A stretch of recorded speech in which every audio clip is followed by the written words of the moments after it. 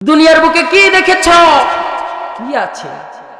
একটা বার কবরের চিন্তা করো, একটা বার তুমি চিন্তা করো মানুষ মরে গেল কোথায় গিয়েছে। একটা বার চিন্তা করো বাবা মারা গেল, বাবা কি সঙ্গে করে নিয়েছে। একটা বার চিন্তা চেতনা করো আমি যে মরে যাব কোথায় গেলাম। আমার সারা কাবনের কাবনটা না জানি বাজার চলে এসেছে। কোথায় মৃত্যুবরণ করব, কখন করব, কে আসবে। মা বাবা ভাই বোন যারা চলে গেল একটা বার শিক্ষা গ্রহণ করো। বাবা কি সঙ্গে করে নিয়ে গেলাম কাঁধে করে, বাবার লাশটা কোথায় রাখলাম। একটা বার দিলটাকে নরম করে বিবেকটাকে বোঝাও। আমার মাকে যে দাফন করলাম, মাকে হারালাম, যে মা গর্ভে ধারণ করলো সেই মা কোথায় হারিয়ে গেল। না জানি ওই খাটুরিয়ার মধ্যে যদি মা না চড়ে আমি যদি চড়তাম কি জবাবদিহিতা মালিকের কাছে করব। না জানি আমার রুহটা কখন জানি নিয়ে ঠাস করে আল্লাহর কাছে নিয়ে চলে যাবে, কি জবাবদিহিতা করব। আপনি বেঁচে আছেন, এই দেহটার মূল্য কোটি টাকার মূল্য হয়ে গেছে। এখন সবাই স্ত্রীও ভালোবাসে, সন্তানও ভালোবাসে। মায়েদেরকে বলি স্বামীও তোমাকে ভালোবাসে, সন্তানেরাও ভালোবাসে, বাবাও ভালোবাসে, মাও ভালোবাসে। আমার সন্তানেরা আমাকে ডাক দিয়ে বলে বাবা তুমি কি খাবার, তোমার জন্য নিয়ে আসবো, মা অসুস্থ। মায়ের পাশে বসে সন্তানের ভালোবাসায় মায়ের কাছে বসে সন্তান কান্দে। বলি মা তুমি যদি না থাকো তাহলে আমার এই পুরো জীবনটা শেষ হয়ে যাবে। মা সন্তান বসে বসে কাঁদে। একটা বার চিন্তা করো সেই মানুষটা যখন মরে যাবে এই শুধু দেহ পড়ে থাকবে, তার তিল পরিমাণ 4 আনা 4 পয়সা তার মূল্য আর দাম নাই। যখন মানুষ মরে যাবে তার 4 আনা পয়সাও তার মূল্য হবে না। একটা মানুষ যখন মরে যায় কোটি টাকার সম্পত্তি থাকলেও তাকে আর ফিরে তাকায় না, সবগুলো সম্পত্তি দখল করে নেয়। একটা ভিডিও দেখলাম, সন্তানকে এত বড় একজন ডাক্তার বানিয়েছে, এমন একজন মানুষ বানিয়েছে কারে চড়ে চড়ে শুধু ঘুরে বেড়ায়। সেই সন্তান মৃত্যুর সময় যখন বাবা ইন্তেকাল করলো সেই বাবার কাছে সন্তান কি করলেন জানেন? যার দিন নাই ধর্ম নাই কিছুই নাই, বাবার লাশটাকে নিয়ে আঙ্গুল দিয়ে টিপসই নিয়ে তার জমিগুলো দখল করে নিয়ে নিল। বাবার দিকে একবার ফিরে তাকালো না। আমার বাবা কত কষ্ট করে আমাকে লালন পালন করালো, একটা বার কেউ তাকালো না। কিয়ামত যেদিন কায়েম হবে, প্রতিষ্ঠিত হবে, ইয়াউমা ইয়াফিরুল মারউ মিন আখিহি ওয়া উম্মিহি ওয়া আবিহি ওয়া সাহিবাতি ওয়া বানি। স্ত্রীও দৌড় মারবে, সন্তানও দৌড় মারবে, বাবা একদিকে দৌড় মারবে, মা একদিকে দৌড় মারবে, একটা নেকি আর কেউ দেবে না। আমার যুবক ভাইয়েরা, আমার ভাইয়েরা, আমার বাবাজিরা একটা বার চিন্তা করেছেন কে দেবে আমার একটা নেকি? কে আমাকে সাহায্য করবে সেই দিন? কে আমাকে সেই দিন আল্লাহর আসামির খাট গড়ায় দাঁড়িয়ে আমার জন্য জবাবদিহিতা করবে? আমার সন্তানকে দুগ্ধ পান করালাম, আমার সন্তান আমার কাছে বড় হয়ে গেল।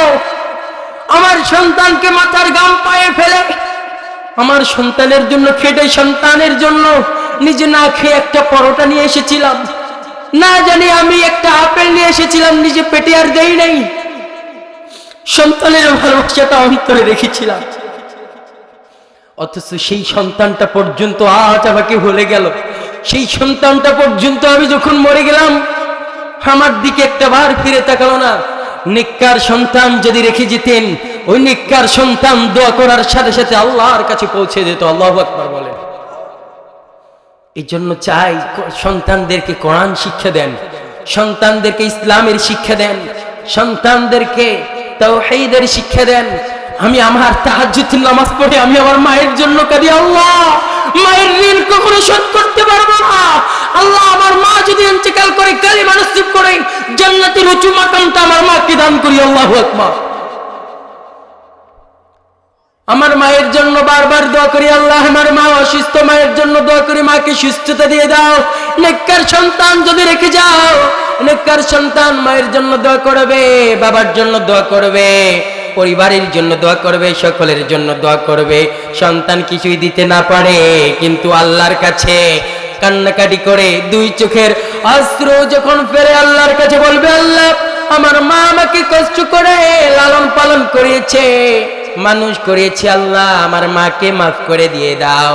রব্বুল আলামিন বললেন, নেককার সন্তান যদি দোয়া করে পৃথিবীর বুকে, তোমরা শুনে রাখো আমার গোলামেরা, বন্দুকের গুলি যেমনি করে গুলি করলে মিস্টেক হয়ে যেতে পারে, কিন্তু নেককার সন্তান যখন হাত তুলে দোয়া করবে, সবগুলো দোয়া আমি আল্লাহর কাছে কবুল হয়ে যায়। একটু জোরে জোরে বলি সুবহানাল্লাহ। মায়ের কাছে অপরাধ করেছি, মা আমাকে বলে, বাবা ধৈর্য হারিস না, আমার মালিক একজন আল্লাহ আছে। পৃথিবীর পুরো মানুষ যদি এক পাল্লায় হয়ে যায়, একদিকে যদি হয়ে যায়, মা যদি দোয়া করে আর বলে, বাবা ধৈর্য হারাও না, এক আল্লাহর প্রতি বিশ্বাস স্থাপন করে অবাশিরিস সাবিরিন, ধৈর্য ধরো, দেখবা ধৈর্যের ফল আমি আল্লাহর পক্ষ থেকে আমার আল্লাহ তোমাকে দান করবে। সুবহানাল্লাহ বলেন। একটা বার মায়ের দিকে তাকান, মা 10 মাস 10 দিন ধরে গর্ভে লালন করেছে, পেটের ভিতরে রেখেছে, কত কত লাথি দিয়েছেন। যারা গর্ভে ধারণ করেছে তারা জানে মায়ের কি অবস্থা। সেই মাকে কখনো লাথি দেওয়া যাবে না, সেই মাকে কখনো অবহেলা করানো যাবে না। মাকে কষ্ট দিয়েছেন, পা ধরে ক্ষমা চান। আজ আমি এত দূর আসার কারণ আমার মায়ের দোয়া, বাবার দোয়া, মায়ের দোয়া, ঠিক কিনা বলেন? ব্যবসা বাণিজ্য কম চলে, মায়ের কাছে দোয়া নেন। এইদিকে আপনার অভাব, মায়ের কাছে দোয়া নেন। নামাজ কায়েম করেন, বিশ্বাস স্থাপন করে রাখেন। আল্লাহি, আল্লাহর কসম করে বলেছি, জীবনে কখনো যেই কাজে যাবেন সেই কাজেই যিনি সাহায্য করবেন, চিল্লায় বলেন তিনি কে? রব বলেছিলেন, একবার বাবার কথা বলেছেন, খবরদার মায়ের সাথে খারাপ আচরণ করো না। পৃথিবীর বুকে অনেক সন্তানেরা দেখেন, তারা এইদিকে তাকিয়ে দেখেন, অনেক কোটিপতিওয়ালা, লাখপতিওয়ালা, টাকার অভাব নাই, পয়সার অভাব নাই, কিন্তু বৃদ্ধাশ্রমে মা এবং বাবা পড়ে পড়ে থাকে। শুনে রাখেন, পৃথিবীর বুকে একটা ধার যেটা আছে, পৃথিবীর বুকে তোমাকে পেতে হবে। মায়ের দিয়ে আচরণ করেছো, মায়ের সাথে ভালো আচরণ করেছো, তোমার সন্তানও তোমার সাথে ভালো আচরণ করবে। মায়ের সাথে তোমরা খারাপ আচরণ করেছো, শুনে রাখো জুতা পিঠা খাইতেও সময় লাগবে না। দুনিয়ার বুকে যখন বেঁচে আছো, শুনে রাখো মৃত্যুর পূর্বে এটার শোধ আমার মালিক নেবেই নেবে। এটা পাবেন আপনি, এটার মধ্যে কোনো সন্দেহ নাই। হুজুর বসে আছে পাশে, হুজুরও বলবে এই প্রতিফল, এই অবস্থা তোমার মায়ের যেরকম করেছো তোমার সন্তানও করবে। এটার শোধ আল্লাহ তাআলা নেবে নেই। এই জন্য এদিকে আছেন রব্বুল আলামিন বললেন, গোলামেরা শোনো শোনো, তোমরা যখন হাত তুলে যখন দোয়া করো, কোন মানুষ যদি অনুতপ্ত হয়ে আমি আল্লাহর কাছে যখন দোয়া করে, এই চোখের পানি ঝরে ঝরে, অশ্রু ঝরা পানি, আবেগ ভরা পানি যখন বেয়ে বেয়ে পড়ে যায়, যখন নাকের ডোবার কাছে এসে যায়, অনুতপ্ত হয়ে যখন আমি আল্লাহর কাছে, তোমরা যখন দোয়া করলা, নাকের ডোবার কাছে আসার আগেই তোমার দোয়া কবুল হয়ে যায়। আরো জোরে বলি আল্লাহু আকবার। এই জন্য সবাই বলেন, তওবার মতো তওবা করে ফিরে আসার দরকার আছে না নাই? এরপরে আসেন রব্বুল আলামিন আবার সুন্দরভাবে জানালেন, ও গোলামেরা শোনো শোনো, আমি আল্লাহ তোমাদেরকে জানিয়ে দিয়েছি মুমিন যারা হবে 9টা গুণাবলীর কথা বলেছেন। তার মধ্যে 5 নম্বর হলো আর রাকিউন, রুকু করব, সিজদা করব।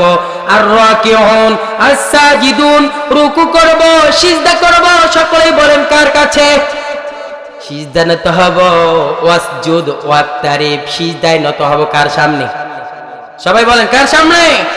আমরা সিজদায় নত হব, মাথা নত হব। আমরা সিজদা নত হব, মাথা নত করব পৃথিবীর কারো সামনে নয়, একজনের সামনে। তিনি কে? আরো